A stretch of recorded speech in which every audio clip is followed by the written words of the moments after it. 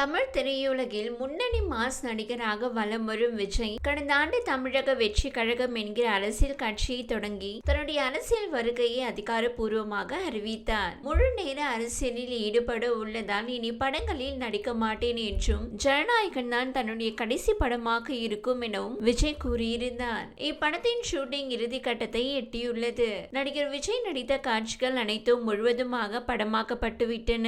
படப்பிடிப்பை முடித்துவிட்ட விஜய் சில நாட்கள் டப்பிங் பேச மட்டும் சென்று வருவார். எனவே கிட்டத்தட்ட சினிமா பணிகளை முடித்துவிட்டு முழுக்க அரசியலில் கவனம் செலுத்தி வருகிறார். கட்சி ஆரம்பித்த இந்த 18 மாதங்களில் விஜய் முக்கியமாக ஒரு சில நிகழ்ச்சிகளில் கலந்து கொண்டுள்ளாரை தவிர தொகுதி வாரியாக நேரடியாக சென்று மக்களை சந்திக்கவில்லை. ஏற்கனவே அண்ணா பல்கலைக்கழக மாணவி பாலியல் வழக்கு மற்றும் பரந்தூர் விமான நிலைய எதிர்ப்பு போராட்டங்களில் மக்களை சந்தித்து குரல் கொடுத்திருந்தார். விஜய் எப்போது மக்களை சந்தித்தாலும் அவருக்கான வரவேற்பு தமிழ்நாடு முழுவதும் அனைத்து தொகுதிகளிலும் மிக அதிகமாக இருக்கும். மக்களும் விஜயை சந்தித்து கோரிக்கைகளை வைக்க தயாராக இருக்கின்றனர். ஆனால் அதற்கு முன் கட்சி கட்டமைப்பை மேல்மட்டம் முதல் கீழ்மட்டம் வரை வலுப்படுத்த வேண்டும் என்பதில் விஜய் தெளிவாக உள்ளார். மாவட்ட பொறுப்பாளர்கள் நியமிக்கப்பட்டு வருகின்றனர். சில இடங்களில் மட்டும் பொறுப்பாளர்கள் நியமிக்கப்படவில்லை.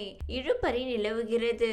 பூத் கமிட்டி அமைக்கும் பணியும் தீவிரமடைந்துள்ளது. பூத் கமிட்டி முழுமையாக அமைக்கப்பட்ட பகுதிகளில் அடுத்தடுத்து பூத் கமிட்டி மாநாடுகளை நடத்த திட்டமிடப்பட்டு வருகிறது. வேலூரில் அடுத்ததாக பூத் கமிட்டி மாநாட்டை நடத்துவதற்கான பணிகள் தொடங்கியுள்ளன. தவிக தலைவர் விஜய் ஜூலை மாதம் வேலூரில் நடைபெறும் பூத் கமிட்டி மாநாட்டில் கலந்து கொண்டு உரையாற்றுவார். அதுவரை தவிக நிர்வாகிகளுடன் சந்திப்பு, முக்கிய பொறுப்புகளில் நிர்வாகிகளை நியமிப்பது உள்ளிட்ட பணிகளில் விஜய் கவனம் செலுத்துவார். அதன் பின்னர் ஆகஸ்ட் மாதம் விஜய் மக்களை சந்திப்பதற்கு திட்டமிட்டுள்ளார். முதல் கட்ட சுற்றுப்பயணம் டெல்டா மாவட்டங்களை குறிவைத்து இருக்கும். அதற்கான பயண திட்டம் தயாரிக்கப்பட்டு வருகிறது. முதற்கட்டமாக 100 இடங்களுக்கு சுற்றுப்பயணம் மேற்கொள்ள அவர் முடிவு செய்துள்ளாராம். முதல் சுற்றுப்பயணத்தை தஞ்சாவூரில் இருந்து நடிகர் விஜய் தொடங்க இருப்பதாக தகவல்கள் தெரிவிக்கின்றன. இது குறித்த அறிவிப்பை விரைவில் வெளியிட உள்ளார்களாம். முக்கிய இடங்களில் மக்களை சந்தித்து அவர்களது கோரிக்கை மனுக்களை பெறவும், மக்கள் சந்திப்பில் அவரிடம் முன்வைக்கப்படும் புகார்கள், தேவைகள் ஆகியவற்றை அடிப்படையாக வைத்தே தவிகவின் தேர்தல் அறிக்கைகள் தயாரிக்கப்பட உள்ளது.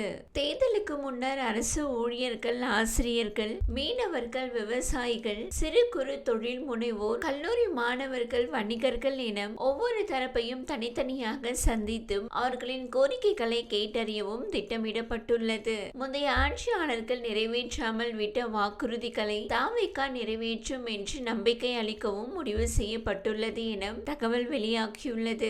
2026ஆம் ஆண்டு நடைபெற உள்ள சட்டமன்ற தேர்தலில் நடிகர் விஜய் தவிக சார்பில் முதல்வர் வேட்பாளராக போட்டியிட உள்ளார். திமுக அதிமுகவுக்கு கடும் போட்டியாக தவிக இருக்கும் என அரசியல் விமர்சகர்கள் கூறுகின்றனர். இதற்கு முன் கோவை, மதுரைக்கு விஜய் சென்ற போதே அங்கு அவரை காண ரசிகர்களும் மக்களும் படையெடுத்து வந்தனர். தற்போது தமிழ்நாடு முழுக்க சுற்றுப்பயணம் மேற்கொள்ள உள்ளதால் அவருக்கு எந்த அளவுக்கு வரவேற்பு கிடைக்கிறது என்பதை பொறுத்திருந்துதான் பார்க்க வேண்டும். இது குறித்து தனியார் நிகழ்ச்சி ஒன்றில் கலந்து கொண்ட ஆதவர்ஜுனா கூறுகையில், தலைவர் விஜய் தமிழகம் முழுவதும் சுற்றுப்பயணம் மேற்கொள்ள திட்டமிட்டிருக்கிறார். அதே போல தேர்தலில் விஜய் வெற்றி பெற்றுவிட்டார் என்றால் சர்க்கார் படத்தில் உள்ளதை விட நிறையவே உதவி செய்வார் எனவும் தெரிவித்தார்.